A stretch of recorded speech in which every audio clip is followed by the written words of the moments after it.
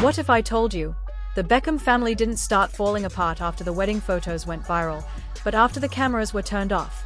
What if the real drama wasn't the dress, wasn't the dance, and definitely wasn't the guest list? What if it was the reaction inside a private room, a reaction so tense, so uncomfortable, that it quietly changed the way this famous family would function forever? At just 21 years old, Cruz Beckham is now hinting at something no one expected. Not a scandal, not a headline, but a moment. A moment that never made it to Instagram. A moment that didn't fit the fairytale narrative the world saw on April 9, 2022. Because while the world was admiring white flowers, designer gowns, and celebrity smiles, behind the scenes, something felt off. Cold glances, short sentences, forced laughter, and one reaction that no one talked about. Until now. Why did a wedding that looked perfect from the outside create distance that lasted for years? Why did a celebration turn into silent tension? And why is Cruz, the quiet one in the middle, finally ready to describe what that reaction actually felt like? This isn't about rumors. This is about what happened when the music stopped and reality walked into the room. The music faded. Applause filled the air. Glasses clinked.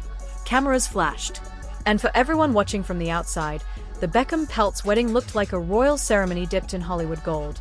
But I wasn't looking at the lights. I was looking at faces.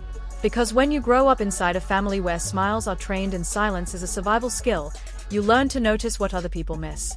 I saw my mom's jaw tighten for half a second too long. I saw Nicola's eyes scan the room like she was searching for an exit that didn't exist. And I saw Brooklyn standing between them, physically present, emotionally divided.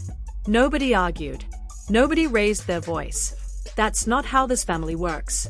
The real reactions in my house have always happened quietly. That night, after the dance floor moment everyone keeps whispering about, something shifted in the air. Not loudly, not dramatically, but enough that if you were standing close, you could feel it. I followed Brooklyn down a hallway lined with white flowers and soft lighting. He wasn't rushing, but he wasn't relaxed either. His hand was clenched into a fist, something he does when he's trying to hold words back. Nicola had already stepped outside. I could see her silhouette against the Palm Beach night sky, arms folded, breathing slower than normal, like she was trying to calm something inside her that didn't want to be calm. No one from my family followed her. That's when I knew. This wasn't about a wedding dress. This wasn't about choreography. This was about a reaction no one knew how to respond to. I stepped outside for air. The ocean breeze felt colder than it should have. Nicola didn't notice me at first. She was staring straight ahead, lips pressed together, eyes slightly red. She whispered something under her breath. I just wanted tonight to be ours. Not loud, not emotional, just tired. And for the first time, I realized something uncomfortable. She didn't feel like the main character at her own wedding.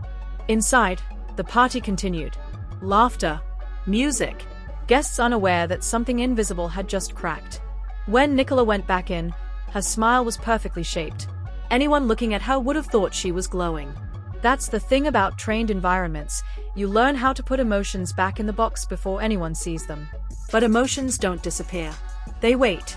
The next morning, photos flooded the internet. Headlines called it a fairytale union. Comments admired the elegance, the class, the perfection. I kept staring at one picture in particular, a family shot where everyone looked flawless. And yet, I could see it. The space. Not physical space. Emotional space. The kind that doesn't show up in pictures but grows quietly between people. In the days after the wedding, nobody mentioned what happened. No debrief. No discussion. No "are you okay?" That's how we handle discomfort, by pretending it never happened. But Brooklyn left for the US earlier than expected. Nicola didn't linger. And my mom started speaking in shorter sentences.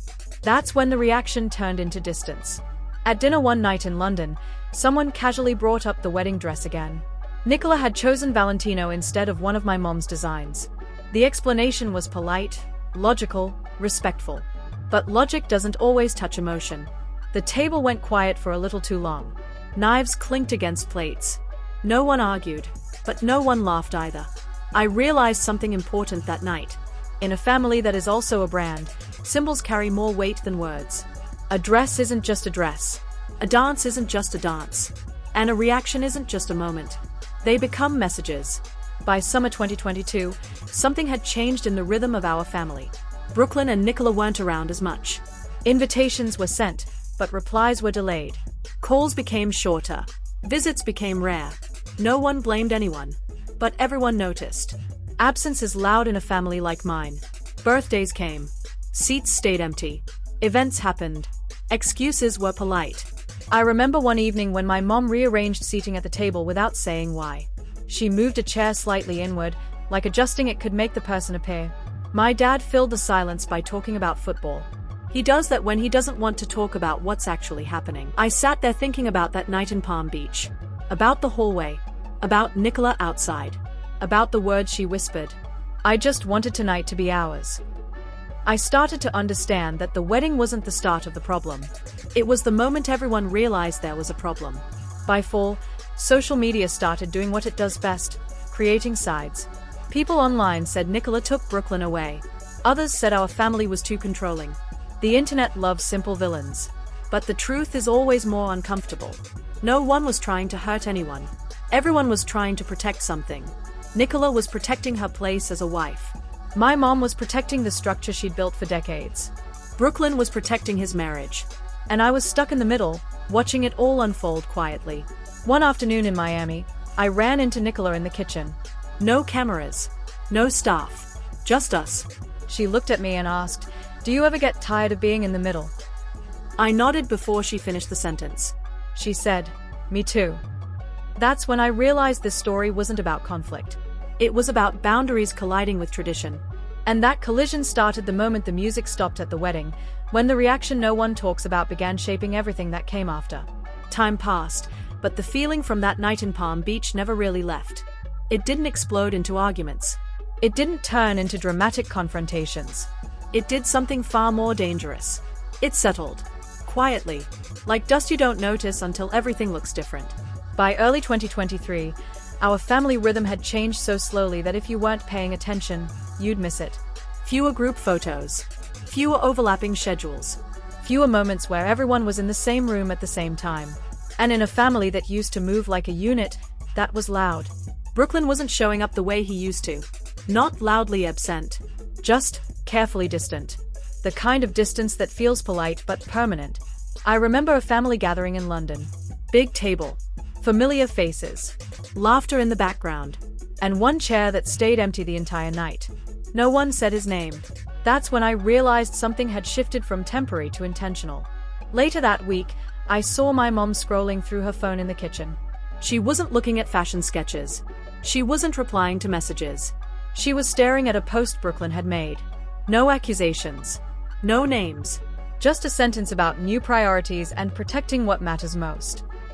If you don't know our family, that sounds harmless. If you do, you know that was a message. In my house, words are rarely accidental. She locked her phone, placed it face down, and continued making tea like nothing had happened. But her movements were slower than usual. By spring, social media had turned the situation into a courtroom. Every post, every absence, every event became evidence. Strangers online were drawing lines that none of us had drawn out loud. Team Nicola, Team Victoria. I hated that. Because from where I stood, there were no teams. Just people afraid of losing something they loved. I met Brooklyn in Los Angeles one night. No photographers. No headlines. Just two brothers sitting in a car at a red light that lasted longer than the conversation. He looked tired in a way I hadn't seen before. Not physically. Emotionally. "I don't want to pick sides," he said quietly. "But I have to pick my wife." That sentence didn't attack anyone. It just confirmed a boundary most families never say out loud. And once a boundary is spoken, everyone else has to figure out where they stand in relation to it. Back in London, my mom said something to me that I didn't expect. "I don't recognize my own son through the stories online." Not angry. Not dramatic. Just confused. Because from her perspective, she hadn't changed. But from Brooklyn's perspective, everything had. That's the thing about emotional distance. It rarely feels intentional to the person causing it. Summer came. And with it, another moment that made everything feel real. A private party. No press. Just friends and close family. I watched my mom stand near a window, smiling politely at guests. And for the first time in my life, she looked outside the room she was standing in. Brooklyn and Nicola weren't there. And no one expected them to be. Absence had officially become normal. That's when I started keeping mental notes. Dates. Events. Patterns. Because one day, I knew someone would ask, when did this all start? And the honest answer wouldn't be the wedding dress. Or the dance. It would be the choices that followed the reaction no one addressed. October 2023. Los Angeles. Recording studio. I met Brooklyn again. This time, the conversation was clearer. I can't keep living two lives, he said. I asked what he meant. One life for family. One life for marriage. And for the first time, I understood that to him, those two things felt separate. Meanwhile, Nicola had started creating distance in a very intentional way. Not to be rude, not to avoid, but to set conditions. I saw this during a quiet visit in Miami. Kitchen again. Soft lights. No noise. She said something that stayed with me. I don't want to be a supporting role in someone else's picture. That sentence explained more than any headline ever could. Because in my family, no one wants to be the supporting role. But sometimes, without meaning to, we make people feel that way. Then came the conversation that changed everything. Mid-November. Los Angeles. No media. No staff. Just my mom, Nicola, Brooklyn, and me in the same space. The air felt heavier than usual. The conversation started politely. My mom spoke about tradition. Nicola spoke about boundaries. My mom spoke about family. Nicola spoke about marriage. Neither of them were wrong. But both of them couldn't be right in the same way. There was a moment when Nicola said, very calmly, I'm not trying to take your son away. I just want to stand beside him. My mom didn't respond immediately. Her eyes turned red. Not from anger. From something else. Loss. Not loss of a son. Loss of the role she had held for so long. And I realized something painful in that moment. Sometimes control doesn't come from power. It comes from fear. After that meeting, things changed faster. Brooklyn posted less about our family. We still appeared complete in public photos, except for the one person missing. By December, Christmas dinner felt different. The tree was huge. The table was set. The laughter was there. But no one asked when Brooklyn was coming. That question had become too tired. Instead, everyone pretended this was the new normal. In early 2024, Brooklyn made his clearest decision yet. He wouldn't attend family events if Nicola didn't feel comfortable. No accusations. No drama. Just a condition. And in a family built on tradition, conditions feel like rebellion. My mom didn't argue. She did something far more telling. She stepped back. And when someone like her steps back, the distance becomes very real. That's when I understood the fallout from that wedding reaction had fully unfolded. Not because of one big fight, but because of 100 small choices no one talked about.